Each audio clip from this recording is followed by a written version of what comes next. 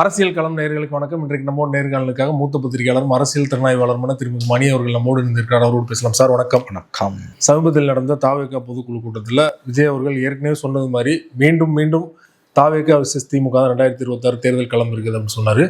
அதிமுக தலைவர்கள் யாருமே பெரிதளவில் விஜய் விமர்சனம் பண்ணவில்லை. நேற்று பார்த்தீங்கன்னா அதிமுக முன்னாள் அமைச்சர் KP முனுசாமி அவர்கள் மக்களை நேரடியாக சந்திக்காம மக்களோட தொடர்பே இல்லாமல் திரைப்பட புகழை மட்டும் ஜெயிச்சிடலாம் நினைக்கிறாங்க, அது மாய பிம்பம் தான் அப்படின்னு சொல்லியிருக்காரு இல்லையா? முதல் முறையாக விஜய் மறைமுகமாக எதிர்த்திருக்காங்க. உங்களோட பார்வை என்ன சார்? அதான் அவன் இந்த பழம் புளிக்குன்றார். அதை தான் கொடியை பிடிச்சிட்டு நிற்கும்போது எடப்பாடி என்ன சொன்னார்? தாவேக்கா கொடியை பிடிச்சிட்டு நிற்கும்போது பிள்ளையார் சொல்லி போட்டாச்சு, கொடி பறக்குது பாரு, பிள்ளையார் சொல்லி போட்டாச்சு அப்படின்னாங்க. திரும்ப அதிமுக அமைச்சர்கள் ஒரு 4-5 பேராவது விஜய்க்கு அழைப்பு விடுத்துக்கிட்டே இருந்தாங்க. RB உதயகுமார், செல்லூர் ராஜு, திமுகவை தோக்கடிக்கணும்னா நீ எங்கள் கூட வந்தால் தான் முடியும், திரும்ப அழைப்பு விடுத்தாங்க. என்ன சொல்ல போனால் 5ஆம் தேதி சிறப்பு பொதுக்குழு முடிந்த பிறகும் கூட அந்த அழைப்புகள் தொடரப்பட்டது. இப்போ திடீர்னு KP முனுசாமி இப்படி பேசுகிறாரு. மற்றவங்கெல்லாம் அமைதியாக இருக்காங்க. வேலுமணி, தங்கமணி, ஜெயக்குமார், CV சண்முகம் இவங்கெல்லாம் அமைதியாக தான் இருக்காங்க. எடப்பாடி வாயை திறக்கல. அதிமுகவுக்கு இது ஒரு பெரிய ஏமாற்றம். அந்த சிறப்பு பொதுக்குழுவில் அவர்கள் தாவேக்காக்கும் திமுகவுக்கும் தான் நேரடி போட்டின்னு சொன்னதும், விஜய் தான் முதலமைச்சர் வேட்பாளர்னதும் அவங்களுக்கு மிகப்பெரியதொரு ஏமாற்றத்தை கொடுத்திருக்கிறது. அந்த கோபத்தில், அந்த ஏமாற்றத்தில், அந்த மன வருத்தத்தில் தான் KP முனுசாமி விஜயை பற்றி இப்படி கருத்து சொல்லியிருக்கார். அந்த 1.5 வருஷத்தில் இப்படி கருத்து சொல்லலை அவர். திடீர்னு விஜய் மக்கள் தொடர்பு இல்லாதவர், சினிமாக்காரன்ற ஞானோதயம் இப்போ ஏன் வருது? கூட்டணி இல்லைன்னு சொல்றது வேற, கூட்டணி மறுக்கிறது வேற. ஆனால் போட்டியே பார்த்தீங்கன்னா தாவேகா விசஸ் திமுக அப்படிங்கும்போது அதிமுக ஒரு கட்சியே இல்லை, அதிமுக பலமே இல்லை அப்படின்னு சொல்றது என்ன பொருள்? அதுக்காக எதிர்வினை ஆற்றணும் இல்லையா? கோவம் வரணும் இல்லையா? அதிமுக வரணும். அந்த வார்த்தை ஏன் வந்தது விஜய் வாயிலிருந்து? நீங்கள் போய் திரும்ப அங்கே மண்டியிட்டீர்கள். கிட்டத்தட்ட மடிப்பிச்சை கேட்குற லெவலுக்கு தான் நீங்கள் போய் அங்கே நின்னீங்க. எவ்வளோ பெரிய கட்சி, யானைக்கு தாம்பாலாம் தெரியல. அதுதான் அதிமுகவோட இன்றைய நிலைமை. குறைஞ்சது 20% ஓட்டாது இருக்குது. இன்னைக்கு தோல்வி மேலே தோல்வி, கூட்டணி கட்சிகளே இல்லை. என்டையர் மீடியா அதிமுகவுக்கு எதிராக நிற்குது. அதிமுகவோட வாய்ஸுக்கு சோஷியல் நெரேட்டிவில் பப்ளிக் நெரேட்டிவில், மீடியா நெரேட்டிவில் ஸ்பேஸே இல்லை. கம்ப்ளீட்டாக மீடியா அதிமுக எதிராக நிற்குது. தேசிய ஊடகங்கள் எப்படி மோடி 1.0 2.0 காங்கிரஸுக்கு எதிராக, எதிர்கட்சியான காங்கிரஸுக்கு எதிராக நின்று மோடிக்கு ஜால்ரா போட்டதோ, அந்த மாதிரி இன்றைய தமிழ்நாட்டு ஊடகங்கள் 90%க்கு மேலே, ஆல்மோஸ்ட் என்டையர் மீடியா பிரதான எதிர்கட்சியான அதிமுகவுக்கு எதிராக நிற்குது. இது அப்படியே தேசிய சூழலை ஒத்து இருக்குது. இந்த சூழ்நிலையிலையும் கூட அவங்களுக்கு 20% ஓட்டு இருக்குன்றது தான் அவங்களோட மிகப்பெரிய பலமே. ஒரு ரெசிலியன்ஸ் உண்டு அந்த கட்சிக்கு. தோல்விகள்லேருந்து அது கடந்த காலங்களில் மீண்டு வந்திருக்கு. அப்படி இருக்கும்பொழுது அந்த கட்சி சுயமரியாதை இழந்து எதுக்காக விஜய்கிட்ட போய் அந்த அளவுக்கு மண்டியிட்டு ஆதரவு கொடுக்கணும், ஆதரவு தாருங்கள், கூட்டணி வாருங்கள்னு அழைக்க வேண்டும்? இவங்க செஞ்ச தப்பு. இதை கொடி பறக்குது, பிள்ளையார் சொல்லி போட்டாச்சுன்னு எடப்பாடி சொன்னது அவர் எவ்வளோ டெஸ்பரேட்டாக இருக்காருன்றதை காட்டுது. அதே மாற்றி பேசுகிறாரு எடப்பாடி அவர்கள். நான் அழைப்புலாம் விடல, கட்சியிலேருந்து நிர்வாகிகள் கொடி பிடிச்சாங்க, நாங்கள் வரவேற்றேன், வீட்டுக்கு விருந்தாளி போங்க நான் சொல்ல முடியும் அப்படின்னு மாற்றி பேசினார் இல்லையா? கதை போய் சொல்கிறாரு அவர். கொடி பிடிக்கிறதுனா கூட்டணி அர்த்தமா? கொடி எவனா பிடிக்கலாம், அதுக்கு நான் காப்பிரைட்டாக இருக்குது, தூக்கி பிடிக்க வேண்டியதான். அது எந்த கட்சி கொடி வேணா எவனா தூக்கி பிடிக்கலாம். அதனால் தாவேக்காவை உள்ளே வந்துச்சுன்னு அர்த்தமா? அதுக்கு இவர் எப்படி அதை வரவேற்றார்? இன்றைக்கி அவங்களுக்கு கூட்டணியே சுத்தமாக இல்லை. பிஜேபி அதிமுக கூட்டணி ஏப்ரல் 11ஆம் தேதி அனௌன்ஸ் பண்ணார் அமித்ஷா. 7 மாதம் முடியுது. இது வரைக்கும் எந்த கட்சியும் அவங்க கூட சேரலை. கூட இருந்த OPS வெளில போயிட்டாரு, TTV வெளியில் போயிட்டாரு. பாமக வரும் என்று எதிர்பார்த்து 2ஆக உடஞ்சு கிடக்குது. கையெறி நிலையில் இருக்குது அதிமுக பாஜக கூட்டணி. தொடர்ந்து 3 தோல்விகள். ஜெயலலிதா மரணத்துக்கு பிறகு மெகா கூட்டணி அமைப்பானார் பார்லிமெண்ட் எலெக்ஷன் அப்போ, வரல எடப்பாடி. இப்போ அசம்பிளிக்கு கேம்பெயின் 1 வருஷத்துக்கு முன்னாலே தொடங்கினப்ப பெரிய கட்சிங்க வரும், VCK வரும், கம்யூனிஸ்ட் வரும்லாம் பேசிகிட்டு இருந்தார். ஒருத்தரும் வரல. கொடி பறக்குது பாரு, பிள்ளையார் சொல்லி போட்டாச்சுன்னாரு. கட்சியில் அதுவும் இல்லைன்னு விஜய் சொல்லிட்டாரு. இந்த நிலைமைக்கு அதிமுக தலைமை தான் காரணம். யானைக்கு தான் பலம் தெரியாது. அதுதான் இன்றைக்கி அதிமுகவோட நிலைமை. இதில் KP முனுசாமியோட ஸ்பீச் அவர் இந்த பழம் புளிக்குன்ற கதை தான். நான் எப்போ கூட்டணி கூப்பிட்டேன்னு எடப்பாடி சொல்கிறேன். நீங்கள் எப்போ கூப்பிடல? மூத்த தலைவர்கள் அத்தனை பேருமே விஜய்க்கு தினம் வெத்தலை பாக்கு, தாம்பாள தட்டில் வெத்தலை பாக்கு வச்சு தானே கூப்பிட்டு இருந்தாங்க. ஆகவே இது இவர்களாகவே தெரிவித்து கொண்டது. அதிமுக நாள் நெருங்க திமுகவா அதிமுகவான்னு கூட களம் மாறலாம், எனக்கு தெரியாது. திமுகவும் தாவேக்காவும் தான் போட்டின்னு சொல்கிறது அதிக பிரசங்கத்தனமானது, அதீதமான கற்பனை. அது ஓவர் கான்ஃபிடன்ஸில் விஜய் பேசுகிறார். ஒரு எலெக்ஷனை கூட இது வரைக்கும் ஃபேஸ் பண்ணாதவர் நான் தான் திமுகவுக்கு மாற்று என்பதும், அதிமுகன்ற ஒரு பெரிய கட்சியை 30 ஆண்டுகள் தமிழ்நாட்டு ஆண்ட ஒரு கட்சியை எள்ளி நகையாடுறதும், அதை கிள்ளிக்கரியாக பார்ப்பதும் ரொம்ப ரொம்ப தவறான அபத்தமான ஒரு பார்வை. அதுக்கு அதிமுக ஏன் பலியாகணும்? தோத்தா தோத்துட்டு போங்க, ஒன்றும் குடிமொழியிட போகிறது இல்லை. ஒரு 2 தேர்தலில் தோக்கிறதால ஒன்றும் கட்சி அழிஞ்சிட போகிறது கிடையாது. தோத்தா எடப்பாடியோட தலைமையை காலியாயிரும் பயப்படுறாங்க. சரி, கட்சி இருக்கும்ல. எடப்பாடி தலைமை காலி ஆகுனா தனி மனிதர்கள் வருவார்கள் போவார்கள். கட்சி தானே முக்கியம். கட்சியை ஜனநாயக ரீதியாக எடப்பாடி நடத்தி இருந்தாருன்னா அவருக்கு இந்த பயம் வராது. எல்லாரையும் தூக்கி அவர் வெளியில் போட்டுக்கிட்டு இருக்காரு. இன்னைக்கு செங்கோட்டையன் நீக்கமெல்லாம் ஏற்புடையது அல்ல. 53 வருஷம் கட்சிக்காக உழைச்சவரை இன்னைக்கு சர்வசாதாரணமாக தூக்கி வெளியில் போட்டிருக்காரு. ஓபிஎஸ் நீக்கத்த பிறகு நாங்கள் திரும்ப வரோன்னு அவர்கள் மன்றாடினார்கள். உங்கள் காலில் கூட வந்து விழுறாங்களை சேர்த்துக்குவாங்கன்னு ஓபிஎஸ் ஆதரவாளர்கள் வெளிப்படையாக பேசினாங்க. நான் யாரையும் சேர்த்துக்க மாட்டேன், நான் எல்லாரையும் அனுப்பிக்கிட்டே தான் இருப்பேன்னு எடப்பாடி அந்த மனப்பான்மையில் இருப்பாருன்னா, அதுவும் தோல்விகளை தொடர்ந்து கொடுத்துக்கிட்டு இருக்கக்கூடியவர், கட்சி வந்து பலவீனம் அடைய தான் செய்யும். தோக்கிறத பற்றி நீங்கள் கவலைப்பட்டீங்கன்னா ஜெயிக்கிறது கட்சியை நடத்தவே முடியாது. திமுக சந்திக்காத, கருணாநிதி சந்திக்காத தோல்வியா? அவங்க என்ன தோண்டு போயிட்டாங்களா? 13 வருஷம் வனவாசம், அதுக்கு பிறகு 10 வருஷம் அதிகாரம் கையில் இல்லை, அவங்க நடத்தலை கட்சியை. அப்போ 30 ஆண்டு காலம் நீங்கள் ஆண்ட கட்சிக்கு ஏன் இந்த பயம்? தோக்கிறமோ ஜெயிக்கிறமோ போராடுறோமோ இல்லையான்றதான முக்கியம். தேர்தல் களத்தில் விஜயால எப்படிங்க திமுகவை எதிர்த்து நிற்க முடியும்? தேர்தல்னா என்ன விளையாட்டா? இன்னைக்கு விஜய் ஆதரிக்கக்கூடிய கூட்டத்தில் நான் கேட்குறேன், விஜய்க்கு வரக்கூடிய கூட்டம் ஓட்டா மாறுமான்னு திரும்ப திரும்ப கேட்கிறார்கள். அந்த கேள்வியே தவறு. நான் அந்த கேள்வியை மாற்றி கேட்கிறேன். விஜய்க்கு கூடக்கூடிய கூட்டத்தில் எத்தனை பேருக்கு ஓட்டு இருக்குது? அதை எஸ்ஐஆர் வந்த பிறகு எவ்வளோ பேருக்கு ஓட்டு இருக்குன்னு தெரியாது. இன்னைக்கு விஜய் கவலைப்பட வேண்டியது யாரோட கூட்டணி என்பது பற்றி கிடையாது. தன்னுடைய ஆதரவாளர்களை, தன்னுடைய வாக்கு வங்கி, ஜென் ஜி வாக்கு வங்கியை முதல்ல ஓட்டர் லிஸ்ட்டில் சேர்க்கறது எப்படின்றத பற்றி அவர் யோசிக்கணும். கந்தரகோலம் போகுது எஸ்ஐஆர், ஏகப்பட்ட குளறுபடி நடந்துட்டு இருக்கு. பிஜேபி ஆதரிக்கக்கூடிய தினமலர் போன்ற பத்திரிகைகளே அதில் நடக்கக்கூடிய குளறுபடியை தெளிவாக எழுத ஆரம்பிச்சிட்டாங்க. எல்லா அரசியல் கட்சியும் வயிற்றுல நெருப்பை கட்டிட்டு இருக்காங்க. ஆனால் நம்மகிட்ட திமுக அண்ணா திமுகவுமே தண்ணி குடிக்கிறாங்க. ஒரு பக்கம் கோர்ட்டில் போய் அதுக்கு எதிராக எஸ்ஐஆருக்கு எதிராக திமுக ஃபைட் பண்ணுது, கிரவுண்டில் இறங்கி ஆர்ப்பாட்டம் பண்ணுது. ஆனால் இன்னொரு பக்கம் ஹெல்ப் டெஸ்க்குன்னு வச்சு வாக்காளர்களை சேர்க்குற பணியில் இருக்காங்க. வார் ரூம் வச்சுருக்காங்க. அதில் மட்டும் 600 கால்ஸ் வந்திருக்கு முந்தா நாள். விஜய் கட்சியில் வார் ரூம் இருக்கா? நான் கேட்குறேன். வார் ரூம் இன்னைக்கு தான் ஆரம்பிக்கிறாங்களா? நல்லது. அப்படின்னா மகிழ்ச்சி. ஹெல்ப் டெஸ்க் போட்டிருக்காங்களா? போடணும். அப்போ விஜய் கவலைப்பட வேண்டியது ஒன்று, குதிரைக்கு லாடம் கட்டின மாதிரி விஜயும் அவங்க கட்சிக்காரங்களும் கவலைப்பட வேண்டியது ஒரே ஒரு விஷயம் தான், எஸ்ஐஆரை எதிர்கொள்வது எப்படி. இல்லை, விஜய் அவர்கள் வந்து முதல்ல எஸ்ஐஆருக்கு எதிராக குரல் கொடுத்தது தாவேக்காதான் சொல்றாரு இல்லையா? அது பத்தாதுங்க. அது யார் வேணா குரல் கொடுக்கலாம். நான் சொல்றது, உன் ஆதரவாளர்களை வாக்காளர் பட்டியலில் கொண்டு வரதுக்கு நீங்க என்ன பண்ணீங்க? இப்போ தெருவா திமுக வேலை செய்யறோம், நீங்க எங்க போனீங்க இது வரைக்கும்? அப்போ கவலைப்பட வேண்டியது எஸ்ஐஆரை பற்றி, மற்ற விஷயங்களை பற்றி இல்லை. குதிரைக்கு லாடம் கட்டின மாதிரி உங்கள் ஆதரவாளர்களை, உங்கள் வாக்காளர்களை எஸ்ஐஆருக்குள்ளே கொண்டு வரது எப்படின்றத பற்றி மட்டும்தான் நீங்கள் யோசிக்கணும், கவலைப்படணும். வேறு எதை பற்றியும் நீங்கள் கவலைப்படக்கூடாது, யோசிக்கக்கூடாது. இது சரியான அரசியல். கூட்டணின்னா 5 மாதம் கிடக்குது எலெக்ஷன், எங்கேயோ கிடக்குது எலெக்ஷன். ஒரு day is a long period in politics. இன்னும் 5 மாதம் இருக்குது எலெக்ஷன். இப்போ எதுக்கு அதை பற்றி இவ்வளோ கவலைப்படணும்? இப்போ கவனிக்க வேண்டியது, கவனம் செலுத்த வேண்டியது எஸ்ஐஆர். அதை பற்றி விஜய் கவலைப்பட்டார்னா நல்லது. முன்சாமியை பொறுத்த வரைக்கும் அவங்க அதிமுக கொஞ்சம் கொஞ்சமாக சுயமரியாதையை பெற ஆரம்பித்திருக்கிறது.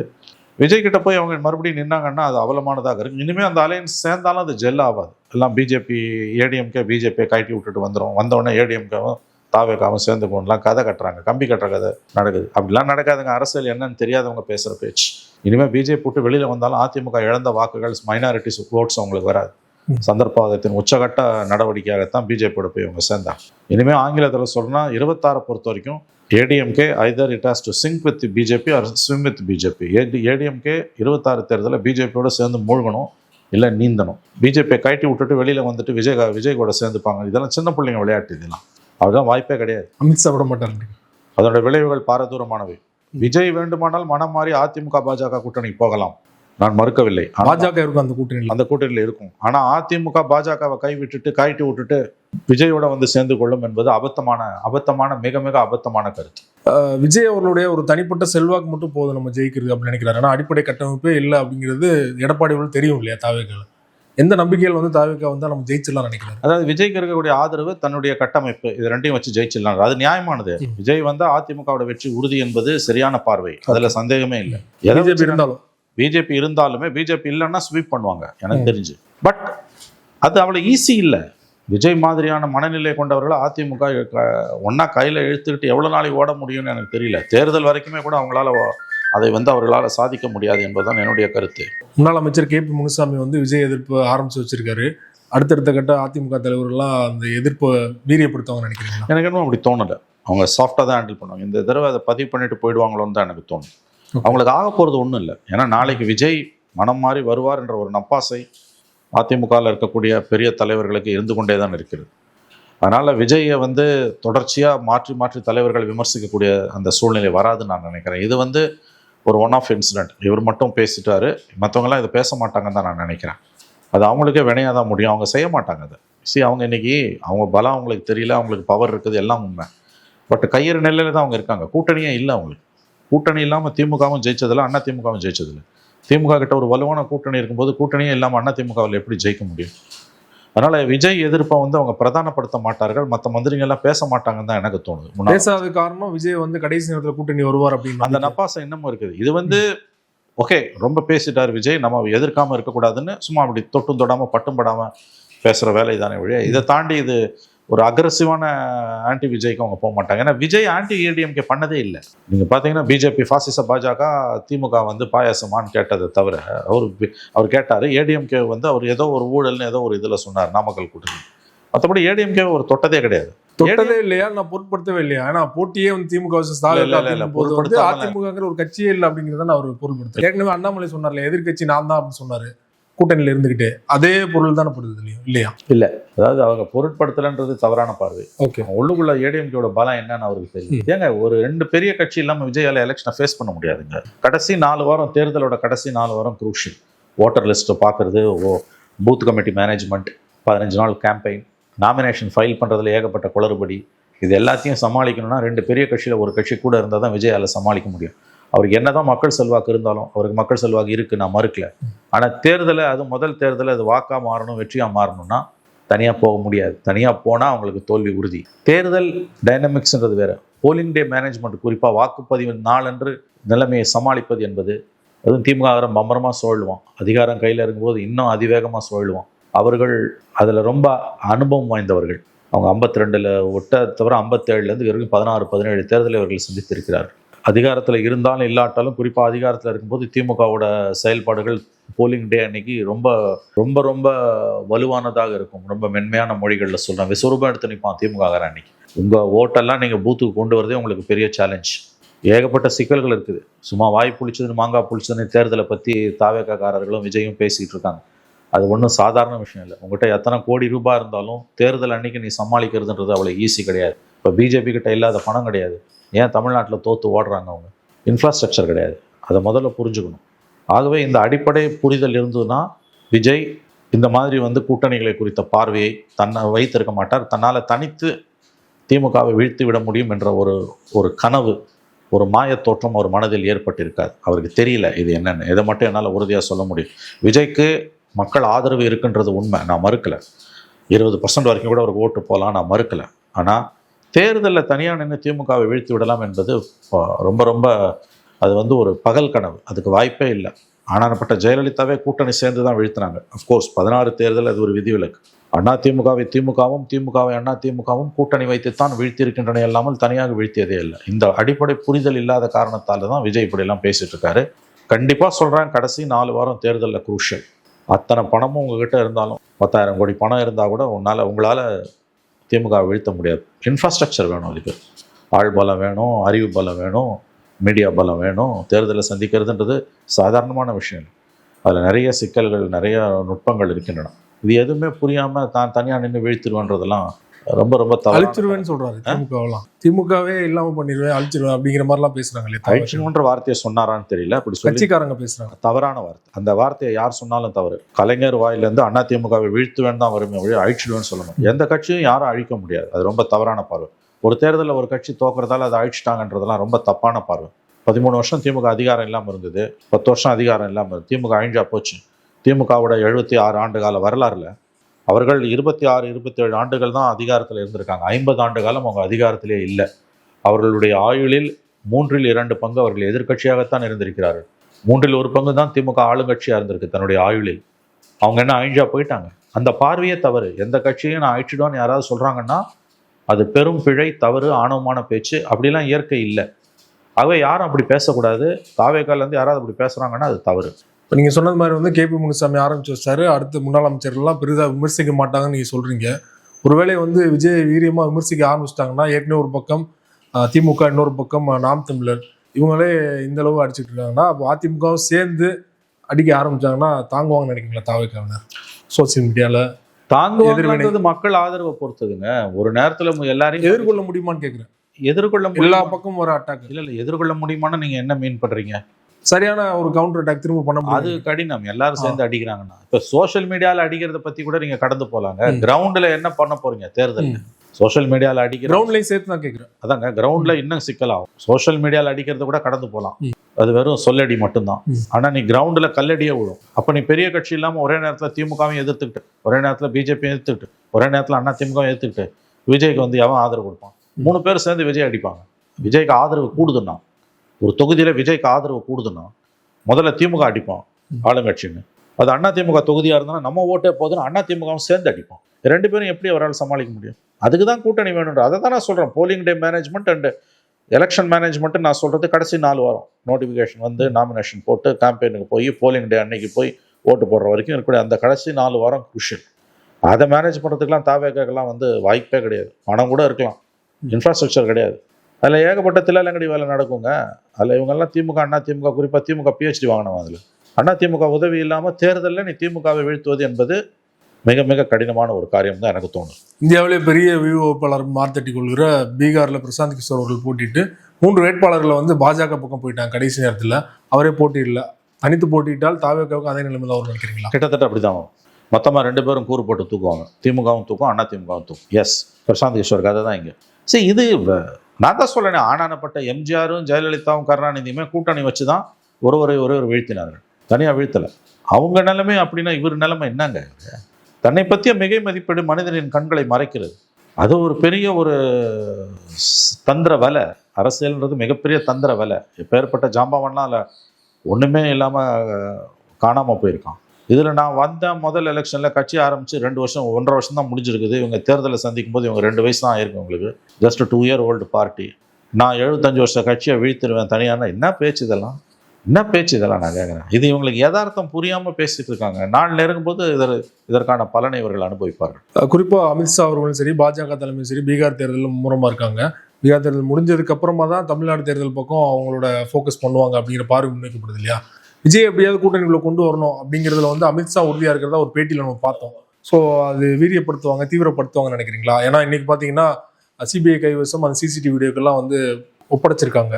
ஸோ அடுத்த கட்டமாக எப்படி போகும்னு நினைக்கிறீங்க? இல்லை, அந்த விசாரணை வந்து அதுக்கும் கூட்டணிக்கு சம்மந்தம் இருக்குது எனக்கு தெரியல. அது வந்து என்ன பொறுத்த வரைக்கும் அது ஒரு விபத்துங்க. அதை வச்சுலாம் ஒன்றும் இவங்களால விஜய் வளைக்க முடியாது. எந்த ஏஜென்சி விசாரிச்சோம். Okay, it was a tragedy, it was an accident. அவ்வளோ. வேறு விதங்களில் அமித்ஷா நினைத்தால் விஜய் வழிக்கு கொண்டு வர வாய்ப்புகள் இருக்கின்றன. வேறு வழிகள்னா? வேறு வழிகள் என்றால் வேறு வழிகள். பணம் படைத்தவர்களால் பிஜேபியை எதிர்க்க முடியுமா என்ற கேள்வி ஒரு முக்கியமான கேள்வி. ஒரு படத்திற்கு 275 கோடி ரூபாய் வாங்கக்கூடியவர், அவருக்கு இருக்கக்கூடிய பேகேஜஸ் எவ்வளோன்றதை நாம் யூகித்துக் கொள்ளலாம்.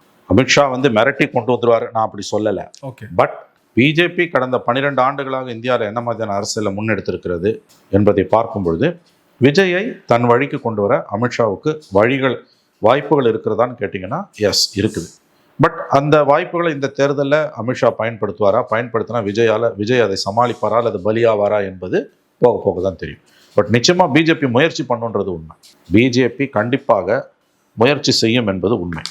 நிறைய ஒரு கேள்வி, இந்த கரூர் துயர சம்பவம் நடந்ததுக்கு அப்புறமா பார்த்தீங்கன்னா ஜனநாயகன் திரைப்படம் தொடர்பாக ஒரு நெருக்குதல், சீக்கிரம் வந்து படத்தை ரிலீஸ் பண்ணுறதுக்காக ப்ரொமோஷன் வேலை இறங்க, அதனால தான் அவசரமாக பாதிக்கப்பட்ட மக்களை வந்து இங்கே கூட்டு வந்து சந்திச்சார் அப்படிங்கிற மாதிரி விமர்சனம் வந்து மக்களை சந்திக்கிறதுக்கு முன்னாடி.